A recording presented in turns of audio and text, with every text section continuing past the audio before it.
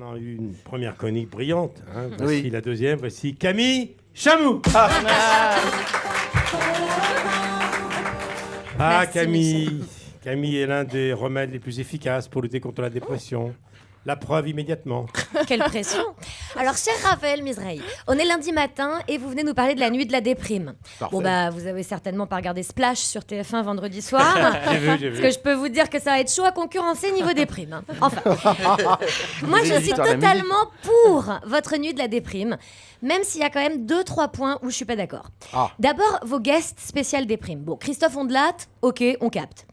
Mathilde Seigné, elle a totalement sa place. Mais Philippe Stark, non mais pardon, mais Philippe Stark, mais enfin il est pas du tout déprimé. Le gars est marié, milliardaire, il a un hôtel, même pas une maison, un hôtel dans tous les pays du monde. C'est ça qui est déprimant. Et il est déprimé, non mais attendez, sérieux, moi aussi je veux bien être déprimé comme ça. Hein. Bon, ensuite j'ai réfléchi un peu et j'avoue que j'ai trouvé le concept moyennement rentable. Bah c'est vrai, soit c'est pas les gars, du tout rentable. bah non mais ça va pas du tout. Soit les gars sortent hyper heureux d'avoir déprimé ensemble et ils ont plus besoin de revenir à la seconde édition. Soit c'est la réussite, bah, comme on disait, le suicide collectif, et c'est encore râpé pour la suite. Puis alors surtout, vous faites de la pub pour qu'il y ait du monde à cette nuit de la déprime, alors que la vraie déprime, ça aurait quand même été qu'il y ait 4 personnes, dont vous. Hein. C'est vrai. C'est vrai, après je me suis dit, vous pouvez aussi vendre trop de billets, bah, d'ailleurs c'est ce que vous faites, parce que le mec qui se fait recaler de la nuit de la déprime, bon bah lui il peut aller se sauter dans la scène directe. En fait. Oui, je suis un peu tatillonne, je suis un peu chafouine, Raphaël, mais la vérité c'est que j'ai eu beaucoup de mal à écrire cette chronique sur vous parce que j'étais moi-même super déprimée. Bah, vous êtes fantasque, hein, vous êtes décalé. Oui. Faire une chronique humoristique sur vous, c'est un peu comme si Picasso avait voulu peindre Rossi de Palma. C'est complètement pléonasmique, quoi. Et puis bon, c'est vrai, on passe notre vie à essayer de rire de tout. Et là, Raphaël, je suis fatiguée. Moi, j'ai envie de changer de ton, Raphaël. J'ai envie de faire une chronique dramatique. Ça vous dérange pas?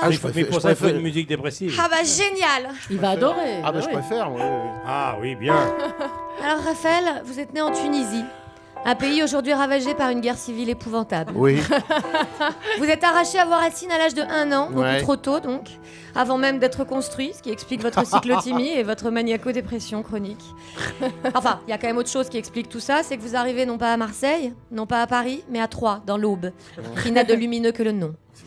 Car paradoxalement, à Troyes, on se sent seul, comme disait Patrick Sébastien dans une soirée échangiste la semaine dernière. Et ça, c'est que le début. Vous faites un DUT de technique commerciale. Bah, moi, c'est l'endroit de votre bio où j'ai eu ma première pulsion suicidaire. Puis vous faites du commerce international, un doc d'histoire de l'art, une licence de cinéma, tout ça pour finir stagiaire chez TF1. Mais je déshabillais les filles. C'est la descente infernale. C'est vrai.